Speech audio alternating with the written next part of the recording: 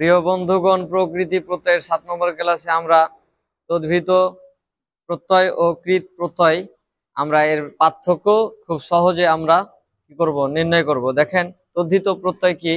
তদ্ধিত প্রত্যয় তদ্ধিত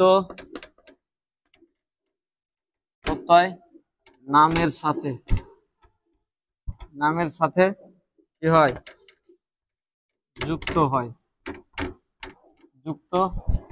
হয়। যেমন রূপালী, রূপালী। এই যে দেখেন, রূপার মূল শব্দ কিন্তু রূপা, ঠিক আছে? এই যে রূপা, এই রূপাটা কি? হ্যাঁ, এই রূপা থেকে কিন্তু রূপালী এসেছে, এই নাম থেকে কিন্তু রূপাটা বের হয়েছে। সো এই রূপাটা হয়েছে তদ্ধিত প্রত্যয়। আর এই রূপাটা দিয়ে কি কোনো কাজ বুঝেছে? বলেন, এই রূপাটা দিয়ে কি কোনো কাজ বুঝেছে? তাহলে এই রূপাটা দিয়ে কোনো কাজ বুঝাই না। তাহলে যেটা দিয়ে কোনো কাজ বুঝাই না সেটা আপনি সহজেই আপনি মেরে দিবেন তদ্ধিত প্রত্যয়। আর যেটা দিয়ে কাজ বুঝায় সেটা হচ্ছে কৃত প্রত্যয়, ঠিক আছে? তাহলে যেটা দিয়ে কাজ বুঝায় সেটা হচ্ছে কৃত প্রত্যয়, যেটা দিয়ে কাজ বুঝাই না সেটা হচ্ছে তদ্ধিত প্রত্যয়। যেমন এখানে আমি আবার দিতে পারি, এই নামের জায়গায় আপনি খালি ভার্ব দিয়ে দিবেন,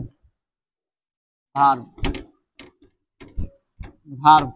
তাহলে কৃত প্রত্যয় হচ্ছে কি? কৃত প্রত্যয় কি ভার্বের সাথে যুক্ত হয়। ভার্বের সাথে কি? যেমন নাচন, আমি এগুলো উদাহরণ দিয়েছিলাম, আবারও দিলাম। নাচন, তাহলে নাচনের মূল শব্দ কি? নাচ। এই দেখেন, নাচ, এই নাচ এই শব্দটা দ্বারা কিন্তু কাজ বুঝেছে। নাচ মানে তুই নাচ, তাহলে এই নাচ দ্বারা কোনো কাজ বুঝেছে, যার কারণে এটা হয়েছে কৃত প্রত্যয়, ঠিক আছে? আর যদি এই শব্দটা দ্বারা কোনো কাজ না বুঝায় তাহলে ওইটা তদ্ধিত প্রত্যয়।